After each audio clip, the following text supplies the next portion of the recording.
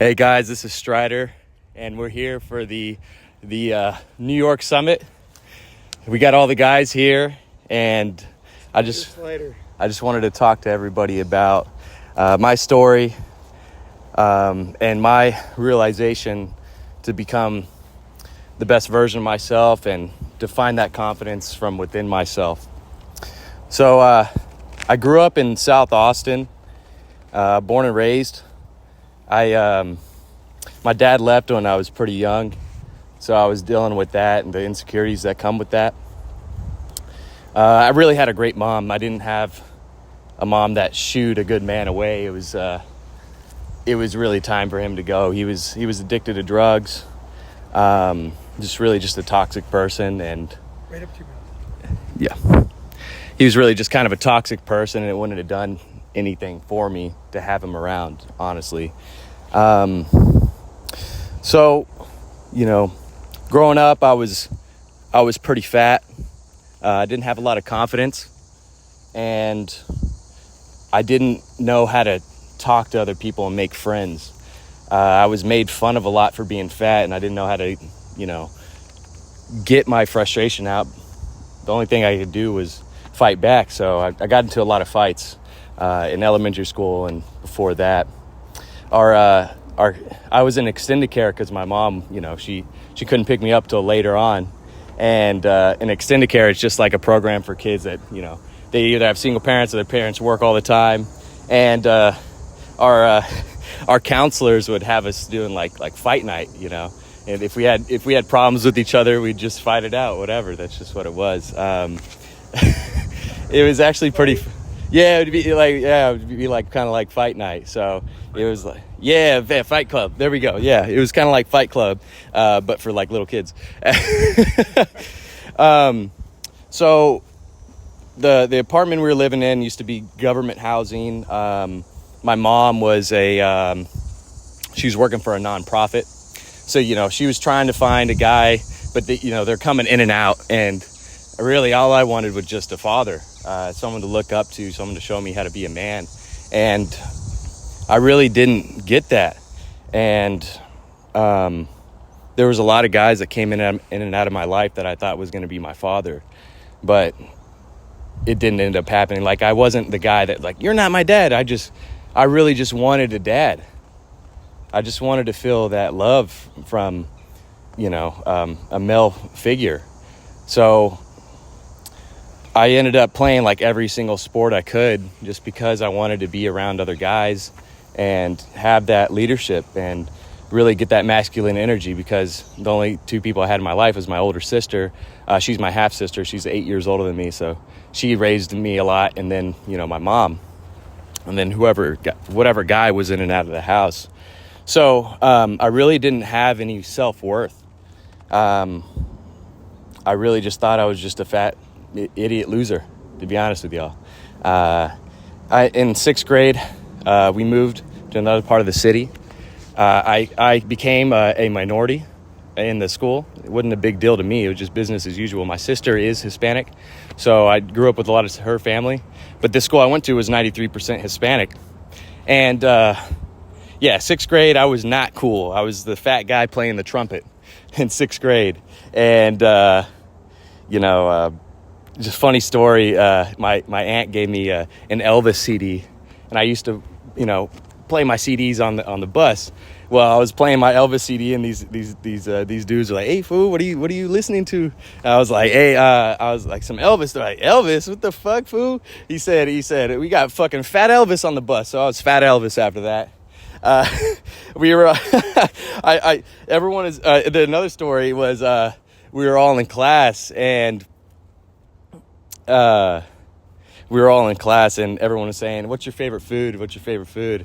And, I said steak. So all the girls called me Steak after that. They're like, "What's up, Steak?" I was like, "God damn it, man. Come on, dude." And I had this really, like, my first girlfriend was this behemoth of a woman. We were just like the fat couple, right, in the school. And, it wasn't really like a relationship, right? It's like kids, like, hanging out, just more friends, but we're boyfriend, girlfriend, right? So, funny story, her friend, after she came back from seventh grade, like, her best friend, developed at that time. She left 6th grade with A cups, came back with like C's. And that was like the first time I was like, oh my God, this is great. Everyone has boobs now? Like, what the fuck? So, so after class one day, I gave her friend a note. It's something like, hey, hey, I've liked you for a long time, blah, blah, blah. Stupid shit. So I gave her the note, and then I ran to lunch because we used to run to lunch because we could play ping pong before anybody got food, right? So the next period came. She was in my class. She came storming in. She's like, "You write this? You write," in front of the whole class. You write this. You're dating my friend. Blah blah blah blah. It was so embarrassing. I was I was like, oh, my confidence was ruined after that. I was like, no, man. But so I lost that fat girlfriend pretty quickly after that. But my mom, she started dating another guy, who eventually became my stepdad, and I'm very, very grateful for my stepfather because, man, he came in at such a perfect time in my life. I was midway through 7th grade. I really wasn't having that great of a time at this school, and they got together and we moved out to the country. So I'm living in like this trailer park subdivision, and it's like on the east side of the highway again, with all the Mexicanos, and they got the bachata every night, No, I had a great time. I think I had a great childhood, bar none. I had some difficulties, but I think the most important part is knowing that none of that shit is your fault.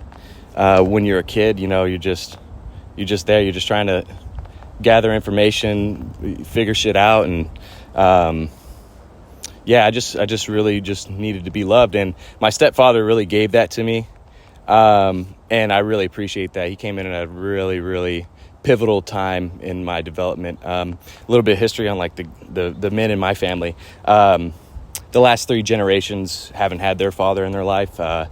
Like my father didn't have his father because his father was out drinking, gambling, doing drugs. Same with his father. It's kind of like, every generation kind of thing.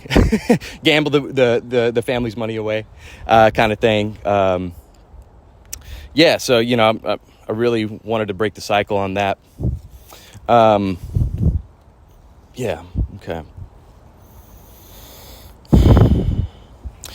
So anyway, I was dealing with confidence issues growing up. I was dealing with keeping that same image of me, when I was like 10, 11, 12, right?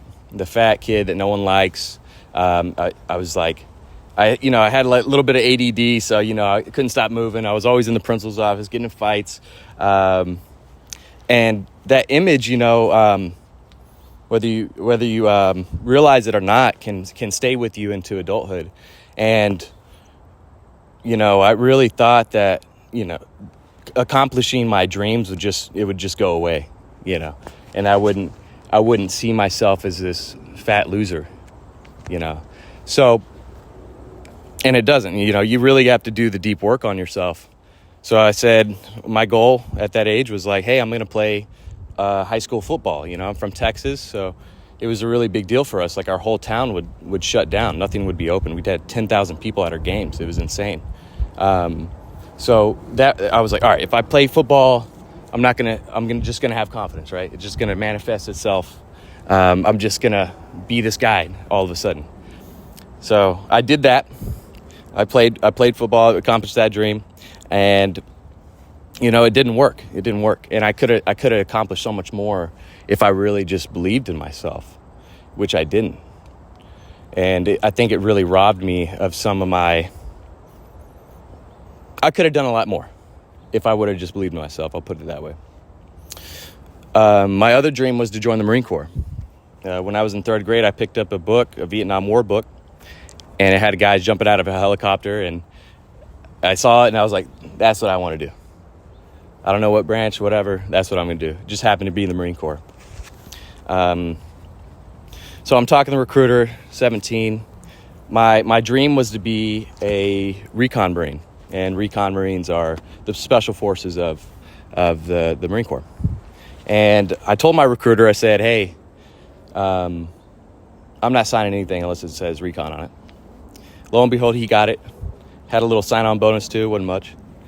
But, you know, I accomplished that goal. You know, hey, I'm going to go do this. So right after I graduated high school, I was pretty much in boot camp. It was a lot more fun for me than other guys because I was really living my dream. It was just like, nothing matters. Everyone get the fuck up. You know, people rolling in sand, getting fucked up. It was just really funny a lot of times. I really just had a blast. And but the guys that were there for the wrong reasons really didn't have that great of a time. Or the guys that were a little bit older that could kind of see through the bullshit. I was 18, so I was like a scared kid, you know. So I just followed everything to the T. After boot camp, I went to infantry school, did that 2.5, 3 months. That was great. Had a lot of great experiences. And then it was time to go train for recon. So everyone's got their bags, they're thrown in the back of the truck, and they're going off to their units, which are pretty much down the road. It's in this area on Pendleton. And these guys, they're like, hey, get in the truck, we're going to induct you, and you're going to Afghanistan. Like a couple weeks from now. They would just do that, some of the units, depending on their cadence. For us, there was 8 of us, and we're standing here with all of our shit. Here comes this gunny.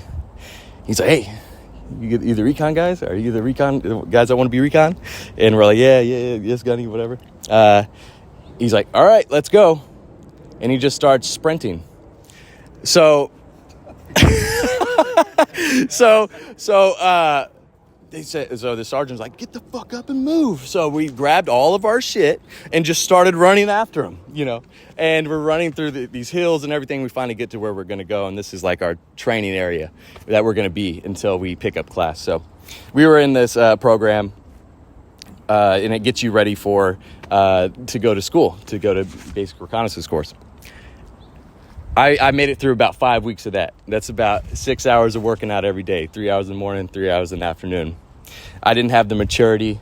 I didn't have the discipline at that age to get it done. So I got reclassed. I got reclassed to be a firefighter. And really, I was thinking that, you know, well, let me backtrack a little bit. So, because I don't want to get over that. Okay. So, all right. So anyway, so I got in some trouble during this course, getting ready for this. I was doing dumb shit. I was skipping class, whatever. So I realized, you know, I just kind of, this was my dream to do this, right? And I was like, oh, okay, this is when I accomplish this, then I'll be that confident guy. Same thing when I became a Marine. You know, I called my dad crying and I said, you know, I don't know what to do. They're kicking me out of the course. He's like, well, you got to try something. So I went and go to talk to Gunny Pags, and I knocked on his door. I was like, hey, you got to let me stay. You got to let me stay. And he's like, we had just had a 20-mile run that day. And he's like, what place did you come in the run? There's like 60 of us. And he counted us at the end of this run. And there was only like 25 of us. I was like, I'm number 22. He looked at me, he says, what a waste. I'll see you in 4 years. So that devastated me. I let this opportunity that I'd been working towards my whole life slip through my fingers because I got distracted. I didn't do what was in my best interest. I self-sabotaged.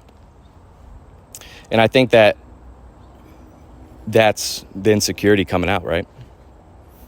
It's thinking that you're not worthy of this position, that you can't do that. Because that you have this image of yourself that's not even you. It's made up. Get out of here. The hell? Yeah, right. It's this made up image that you have of yourself. And, you know, that taught me a valuable lesson, because here was this thing that I wanted to do with every fiber of my being, and I let it slip through my fingers because I didn't have the confidence to really believe in myself that I could do something. So I got reclassed to be a firefighter. I didn't even know the Marine Corps had firefighters. And I did that for 2 enlistments. I learned a lot. I think I became a great leader. I was able to manage relationships. I learned business. I mean, there were so many things that I learned. But what I didn't learn was to have that inner confidence. It still wasn't there. I still had this thing, like everything that I did, I couldn't be perfect enough, right? I couldn't forgive myself for being human, for making mistakes. You know? And you think that once you accomplish these things, you're just going to magically become the person you're supposed to be, without really looking inside yourself and really doing that work, you know, and really facing these things that are the core of the problem. I could have accomplished so much more if I would have just believed in myself. If I saw myself for who I really was, you know.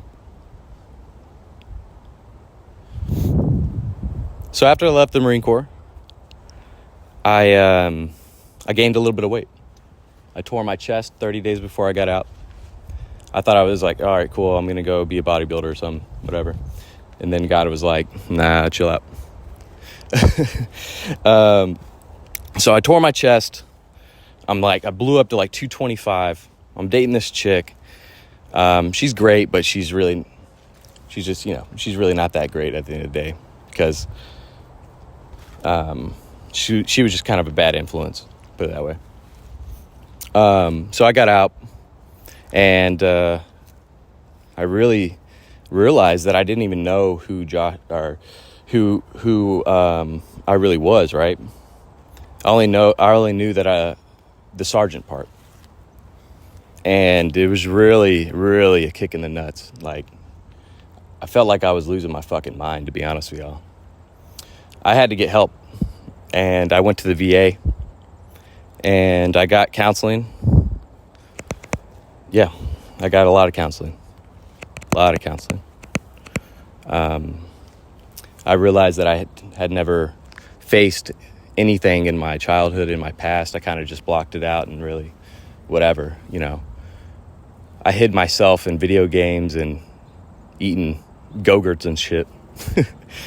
And fruit snacks, Scooby-Doo fruit snacks, yeah. And I really just had to look at those experiences and just know that it wasn't my fault, didn't have anything to do with me. Yeah. So, you know, I'm getting help and all this stuff, and I'm dating this chick, and you know, it was just really weird, because it was just the most vulnerable time in my life. And I got this chick that was really the girl next door. Like, we rode the same bus to school and stuff. Like, my perfect type, really. And, like, super cool, right? And I'm just like, I kind of started to identify my personality with being with her, because I had never set my own personality outside of just being by myself. I was always a sergeant, so I never figured out who I really was. And then I got this chick that I think I love, right? And I'm trying to get my life figured out. And, you know, I was just...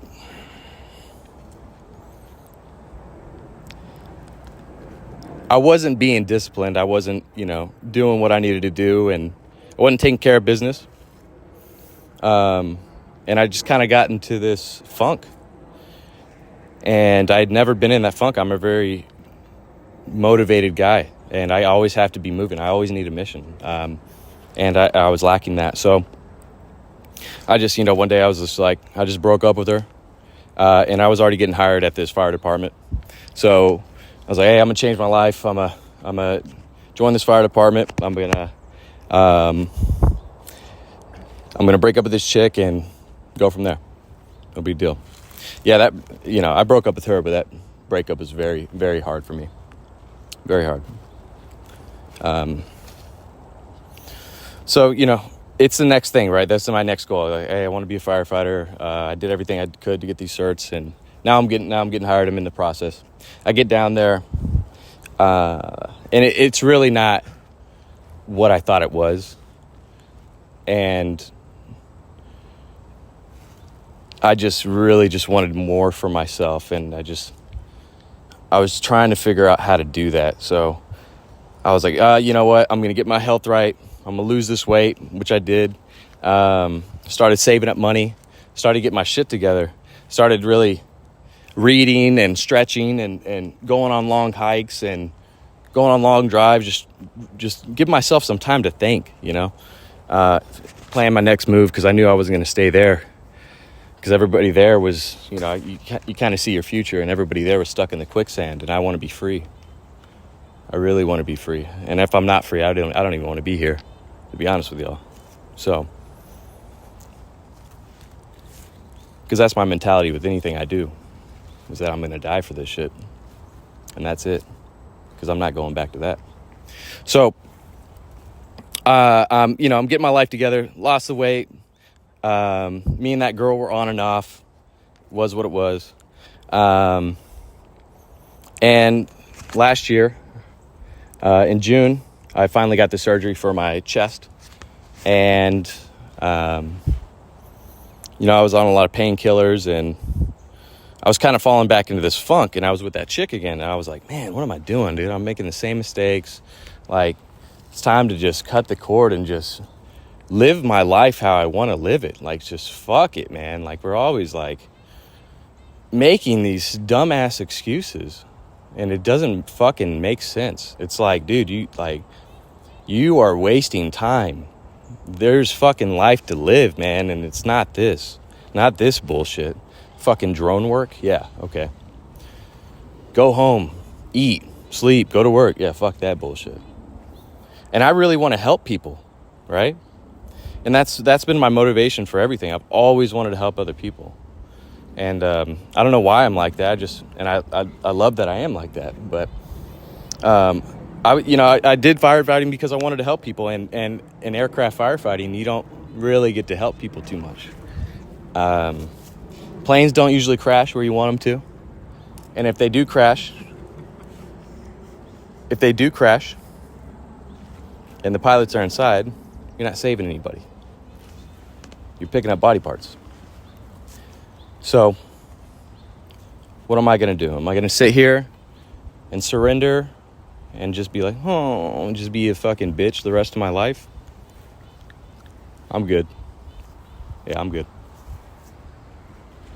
And that's why I love Ronin's channel. I mean, he's giving you the playbook to live your life the way you want to live it. I mean, that knowledge is so valuable. I mean, you can't even put a price on that. Your happiness and health, your self-image, it's insane what you get from this group. So I said, fuck it. I came back for one day, just kind of packed my shit up. And I said, I'm going to burn their ships. I'm never coming back to this again. And I don't care if I'm working at McDonald's or whatever, but I'm not going to work here. And I'm going to take control of my life. And I'm going to go do something that helps other people. And I'm going to make sure that I'm fulfilled. Because the money was good. Wasn't a bad gig. So, 10 o'clock at night, I knock on my chief's door. I already have all my shit in my car. And my gear in the living room. I said, hey, chief, I quit. I'm out. No 2 weeks. Fuck that.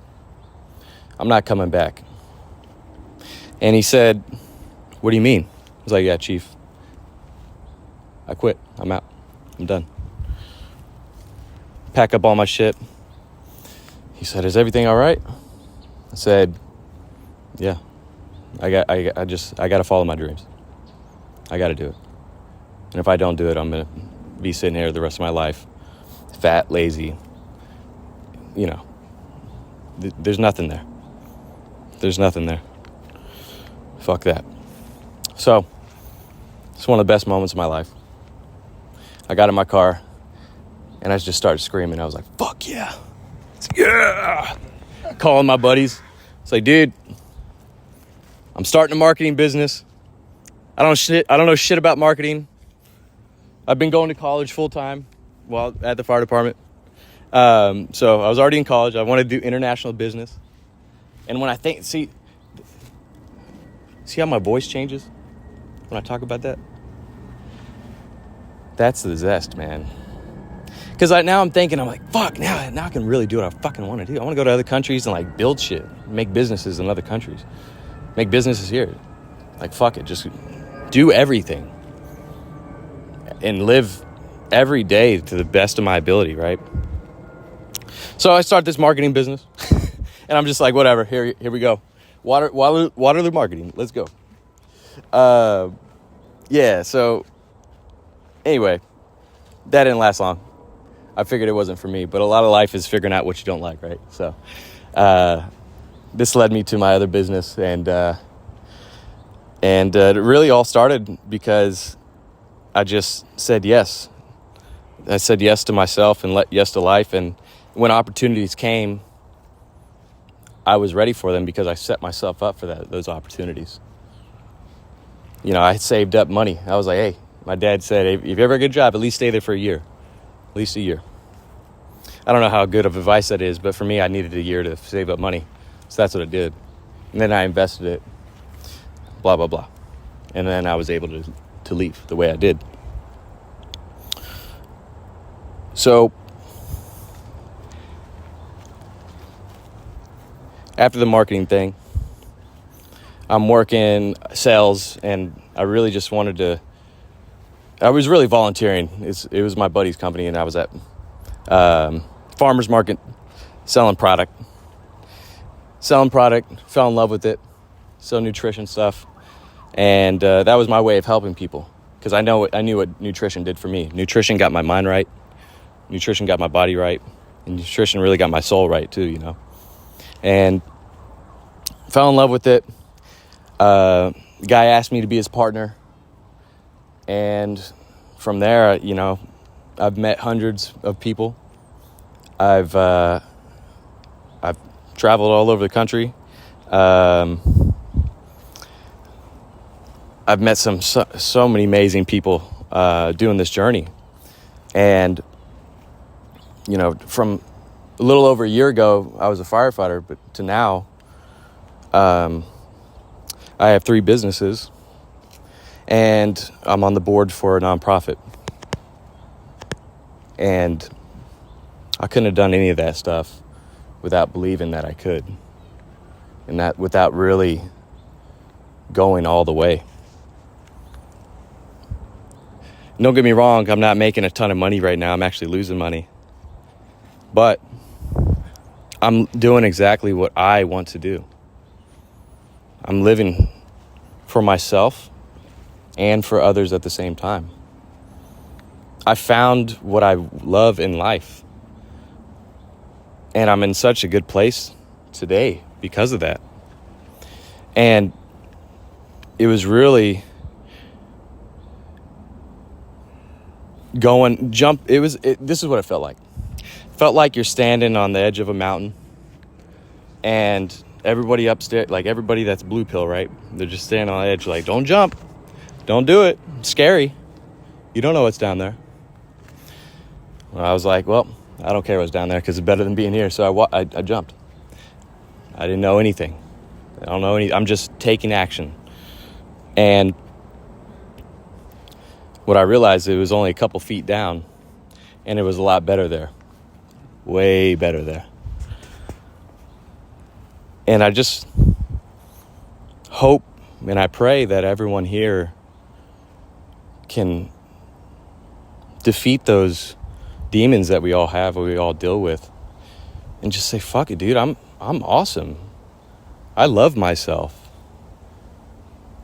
I can do great things. I can start that business. I can run a marathon. Whatever it is. You don't have to start a business. Do whatever.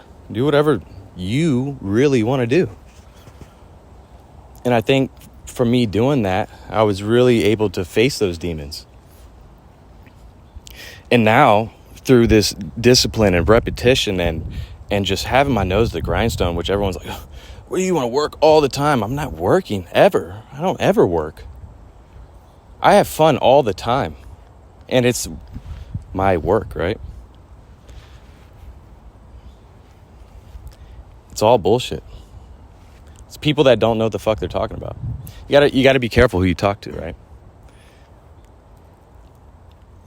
And see what their position is in life and what they're actually doing. Because everyone's got a fucking opinion, right? I want to tell you how to live your life, and they're fucking miserable. I'm not. I'm happy as fuck. I finally love myself. And now I get to come here and spend time with you guys and really just be myself without any fear or any insecurity. It's like this imaginary bullshit, right? That robs you of life. I'm not going to be robbed any longer. I think I'm done. Thanks, guys.